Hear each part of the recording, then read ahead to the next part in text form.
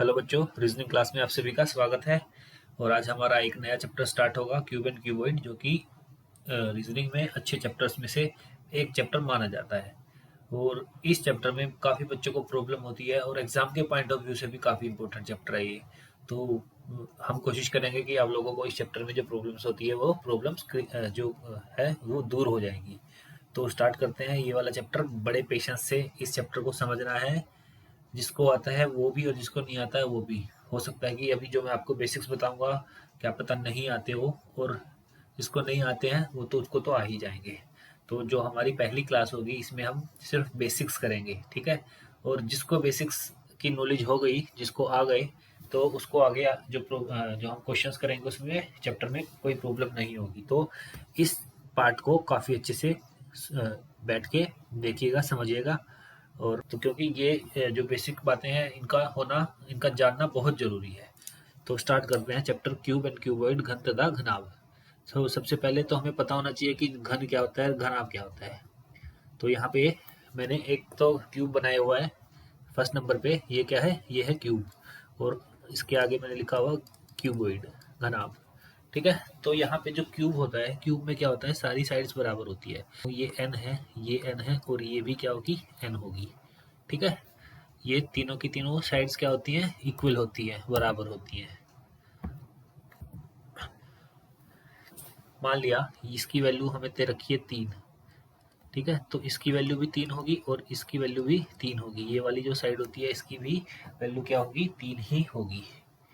और जो क्यूबॉइड होता है इसमें क्या होता है? इसमें तीनों साइड्स अलग अलग भी हो सकती हैं। जो एल, बी और एच है वो तीनों साइड अलग अलग भी हो सकती हैं, या इसमें से कोई दो साइड एक हो सकती है, तीसरी साइड अलग हो सकती है। ये वाला सीन भी हो सकता है। बट जो क्यूब होगा, क्यूब में क्या है? क्यूब में तीनों साइड्स क्या होती हैं? बराबर होती हैं। आज हम जानेंगे क्यूब के बारे में। क्यूब में क्या क्या चीज़ें होती हैं। तो सबसे पहले मैं आपको बता देता हूँ कि क्यूब को पहले हम काटना सीखेंगे। उस काटने से पहले हमें क्या नॉलेज होनी चाहिए कि क्यूब के अंदर क्या क्या चीज़ें होती हैं। जो क्यूब होता है उसमें सबसे पहले क्या होता है? कॉर्नर। ठीक है। जो कोने होते हैं इनको हिंदी में बोलते हैं कोने। ये टोटल कितने कोने होते हैं? ये टोटल 8 कोने होते हैं। ठीक है। अभी हम डिटेल में करेंगे इसको। पहले मैं आपको बता देता हूँ कि जो कोने होते हैं वो कितने होते हैं? 8 होते हैं। और जो साइड होती हैं, साइड, ठीक है, यानी कि भुजा या किनारा भी बोल देते हैं आपको। जो भुजा होती हैं वो कितनी होती हैं? वो टोटल होती हैं 12। और इसके बाद होती हैं फेसेस, उसको फलक बोलते हैं हिंदी में, फलक। ये टोटल कितने होते हैं? 6 होते हैं। कोने क्या क्या होते हैं? 1, 2, 3 और एक 4। 4 ऊपर होते हैं, 4 ही नीचे होते हैं। तो ये टोटल होते हैं 8 होते हैं। साइड्स कितनी होती है? 12। तो 12 कैसे होती हैं? एक साइड ये हो जाएगी, एक साइड ये हो जाएगी, 3, 4। 4 ऊपर होती हैं, 4 ही नीचे होती हैं, और 4 जो ये साइड खड़ी होती हैं, जो किनारे कोने होते हैं, 4 यहाँ पे होते हैं। तो ये 4 जमा 4 जमा 4 टोटल कितने हो जाते हैं? 12 हो जाती हैं। और जो फलक होती हैं, इनको सरफेस बोल देते हैं, फेस बोलते हैं, ये होते हैं टोटल 6। ये नंबर 1, 2, 3। 3 तो हमें दिखाई देते हैं और 3 हमें दिखाई नहीं देती, जो कि पीछे होती हैं। ये टोटल कितनी हो जाएंगी हमारी? 6 हो जाएगी। तो ये चीज़ें होती हैं एक क्यूब के अंदर। ठीक है। नेक्स्ट देखते हैं। आगे हम देखते हैं कटिंग ऑफ क्यूब्स। कोई भी क्यूब है उसको कट करते हैं तो उसका क्या तरीका होता है। मान लिया एक साइड हमें दे रखी है, एक साइड मान लिया ये दी हुई है, और इसकी लेंथ हमें दे क्वेश्चन में दी है 10 सेंटीमीटर। अब वो बोलता है कि जो ये लेंथ है, इस लेंथ को, जो 10 सेंटीमीटर की लेंथ हमें गिवन है, इसको हम 2 सेंटीमीटर के छोटे छोटे पार्ट्स में डिवाइड करेंगे। तो दो छोटे छोटे पार्ट्स में डिवाइड करेंगे तो क्या करना पड़ेगा? इसको 2 से डिवाइड करेंगे तो टोटल कितने पार्ट्स बनेंगे? 5 पार्ट्स बनेंगे। तो यहाँ पे मैं 5 पार्ट्स कैसे बनाऊंगा? ये यहाँ से यहाँ तक का एक पार्ट्स बन गया, उसके बाद 2, उसके बाद 3, उसके बाद 4, और एक ये 5 पार्ट बन जाएंगे। यानी कि ये सभी 2-2 के हो जाएंगे। और टोटल मिलाकर के काउंट करेंगे तो इनको कितना हो जाएगा? 10 सेंटीमीटर, जो कि हमें यहाँ पे गिवन था। तो यहाँ इसमें एक चीज़ देखनी है। क्या देखनी है कि हमने कट कितने लगाए हैं इसमें। कट कितने लगेंगे? पहला कट, दूसरा कट, तीसरा कट, चौथा कट, 4 कट लगेंगे। यानी कि इसमें हमें 5 पार्ट बनाने, तो कितने कट लग रहे हैं? 4 कट लग रहे हैं। ठीक है। तो यहाँ क्या क्या होता है? कट हमेशा नंबर ऑफ पार्ट्स से एक कम लगता है। इस बात का आपको ध्यान रखना है। मैं एक एग्जांपल और देता हूँ। मान लिया एक लाइन है, एक क्यूब है और उसकी जो साइड है वो हमें दे रखी है और उसकी लेंथ हमें दी हुई है 12 सेंटीमीटर। ठीक है, अब 12 सेंटीमीटर दे रखी है, तो अब क्या करेंगे, हमें इसमें 2-2 सेंटीमीटर के डब्बे बनाने हैं।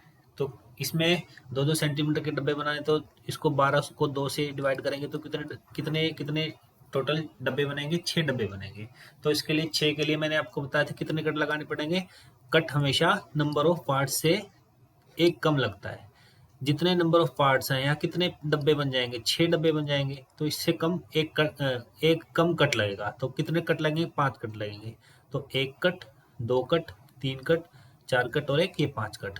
तो अब मैं इनको काउंट करता हूँ, 2 2 2 सेंटीमीटर के बनेंगे ना। तो कितने बन गए? 1 2 3 4 5 6, 6 बन गए। 6 ही बनने थे। तो कट कितने लगे? 5 लगे। 1 2 3 4 और एक ये 5। यानी कि हमेशा एक कट क्या है? कम लगता है। जितने भी पार्ट्स होते हैं उसमें एक कम कर देते हैं। 6 पार्ट्स हैं तो उसमें हमने क्या कर दिया? एक कम कर दिया। इस बात का आपको ध्यान रखना है। अब अब जैसे हमारे सामने एक क्यूब है, आप लोगों को दिखाई दे रहा होगा। अगर मैं बोलता हूँ इसमें मुझे 2 कट लगाने हैं, कट कितने लगेंगे? 2 कट लगाने हैं। अगर मैं 2 कट लगाऊंगा तो इसमें पार्ट कितने बन जाएंगे? पार्ट बन जाएंगे एक ज़्यादा, यानी कि पार्ट से एक कम होता है कट, तो 3 पार्ट बन जाएंगे। मैंने अब 2 कट लगा दिया। एक कट मैंने ये लगाया और एक कट मैंने ये लगाया। ये मैंने यहाँ से लगाया, फिर एक कट मैंने ये लगाया, एक कट मैंने ये लगाया और फिर इसके बाद एक कट मैंने ये लगाया और एक कट मैंने ये लगाया। तो मैंने 2 कट लगाए हैं तीनों साइड में। ठीक है, तो अब ये क्या बना? 3 पार्ट बन जाएंगे। 1 पार्ट, 2 पार्ट, 3 पार्ट। तो ये क्या है? जो क्यूब होता है उसमें क्या होता है? उसमें जो लंबाई होती है और चौड़ाई होती है और जो ऊंचाई होती है वो होती है, जो सब क्या होती है? बराबर होती है, जिसको हम एन से भी डिनोट कर सकते हैं। अब जो ये क्यूब है इसमें टोटल कितने छोटे छोटे क्यूब बनेंगे? वो क्या करते हैं, जो एन होता है उसको हम क्यूब कर देते हैं। मान लिया इसमें कितने हैं? 3 पार्ट्स में डिवाइड हुआ ना, ये मैंने यहाँ पे लिख दिया 3। ठीक है, तो 3 पार्ट्स में डिवाइड होता है। जो एन नंबर जो पार्ट होते हैं वो क्या होता है? एन होता है। यानी कि कितने टोटल पार्ट बनेंगे? हमारे 3 बनेंगे। तो उसका हम एन का क्यूब कर देते हैं, तो ये क्या हो जाएगा? टोटल 27। तो इसमें अगर हम तोड़ के देखते हैं इसको, तो इसमें टोटल जितने छोटे छोटे क्यूब होंगे उनकी जो संख्या होंगी वो क्या होगी? 27 हो जाएगी। ठीक है, अगर मैं कहता हूँ कि मैं कट लगाता हूँ 3, ठीक है, तो पार्ट कितने हो जाएंगे? पार्ट हो जाएंगे 4।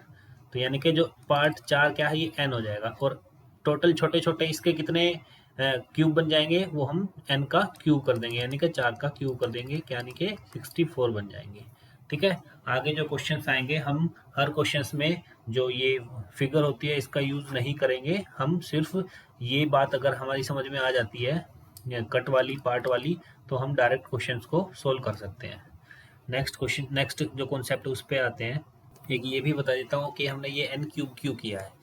देखो हमने यहाँ पे पार्ट कितने बन रहे थे? 3 बन रहे थे, यानी कि एन क्या था हमारा? 3 था। अगर मैं ऊपर वाली लाइन को देखता हूँ, इस लाइन को देखता हूँ अगर मैं, तो यहाँ पे कितने बनेंगे? पहले वाले में यहाँ पे पहले में एक 3 बनेंगे, फिर 3 यहाँ बनेंगे और 3 यहाँ बनेंगे। तो जो पहले वाली लाइन होगी इस वाले में कितने टोटल बनेंगे? 9 बनेंगे। ऐसे ही 9 यहाँ पे बनेंगे और 9 यहाँ पे बनेंगे। ठीक है, इनको जब हम तीनों को जोड़ते हैं, तो क्या आ जाएगा?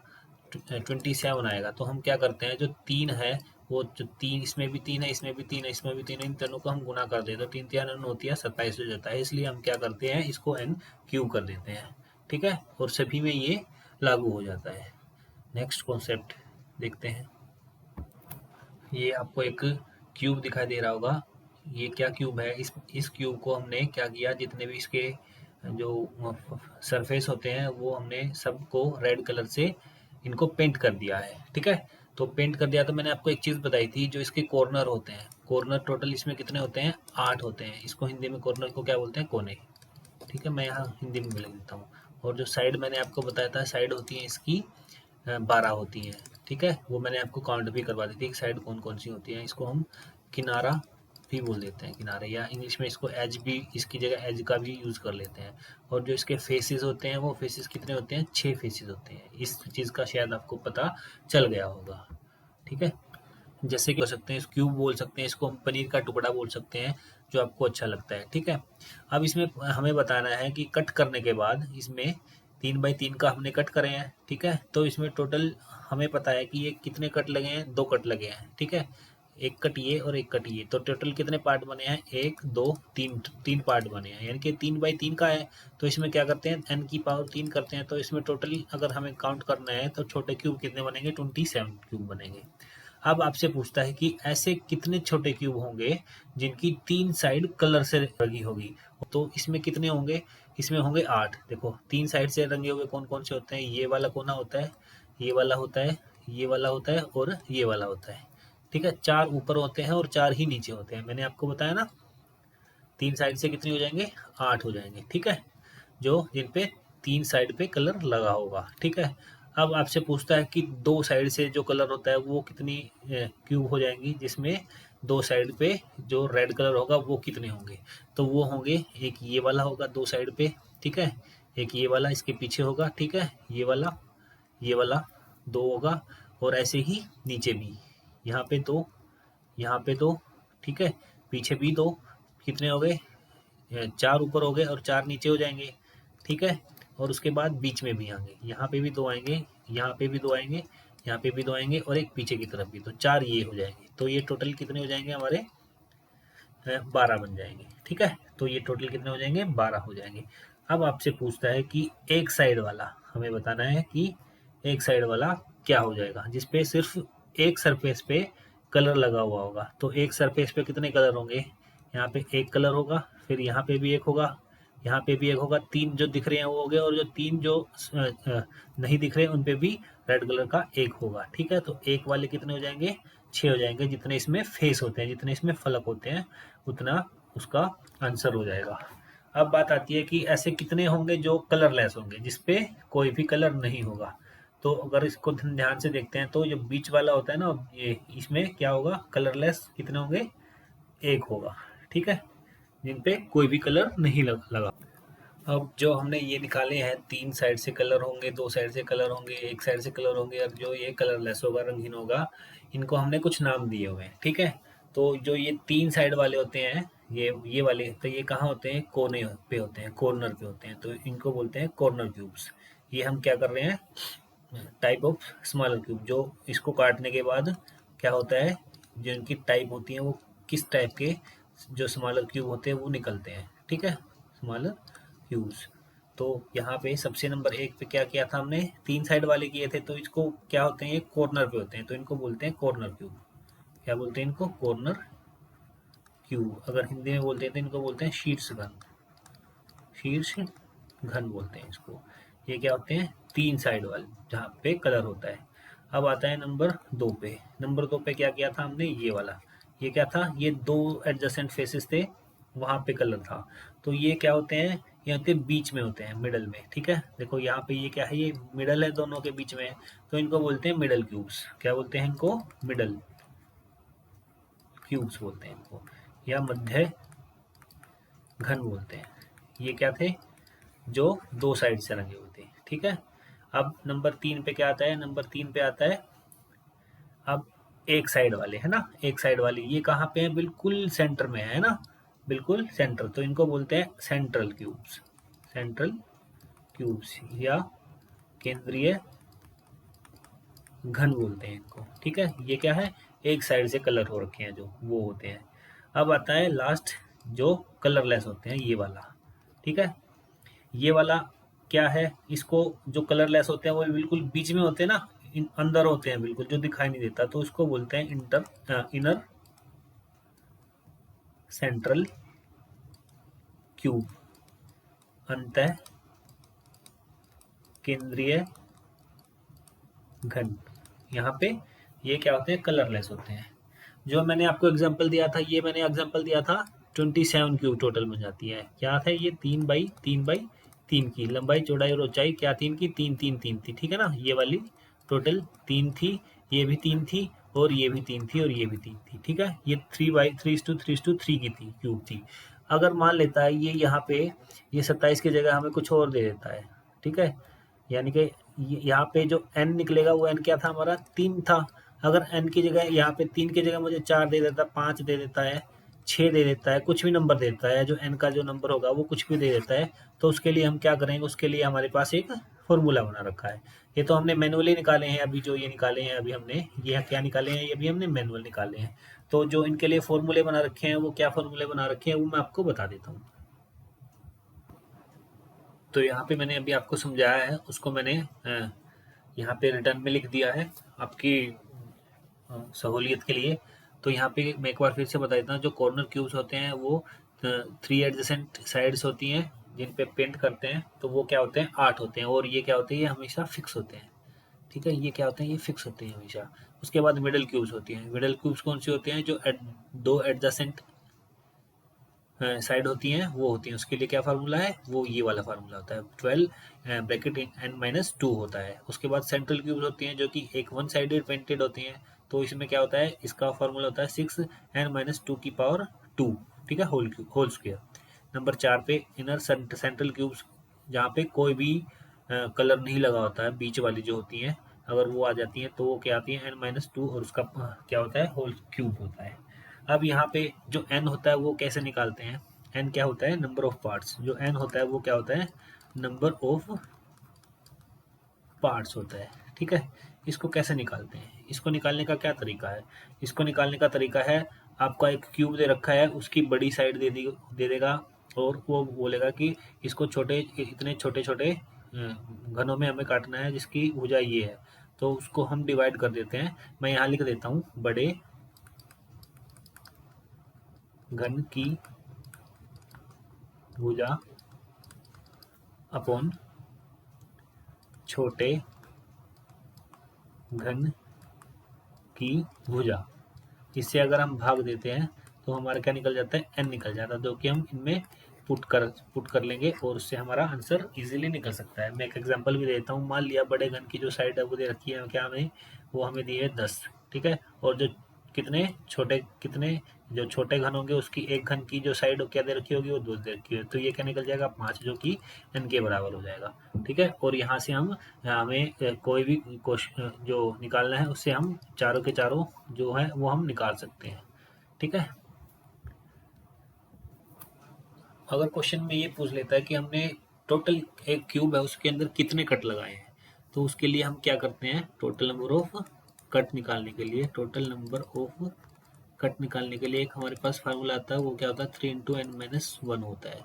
और ये कहाँ से आया है, ये फार्मूला कहाँ से आया है, ये मैंने आपको बताया था, जितने भी हमारे कट होते हैं उससे नंबर ऑफ पार्ट से हमेशा कम लगते हैं। अगर पार्ट 4 है तो कट कितने लगाएंगे, हम 3 लगाएंगे। अगर पार्ट हमारे 7 है तो कट कितने लगाएंगे, 6 लगाएंगे, ठीक है। तो यहाँ पे जो n होता है उनमें से एक कम कर देते हैं, और क्या होता है इसमें 3 से गुना कर देते हैं।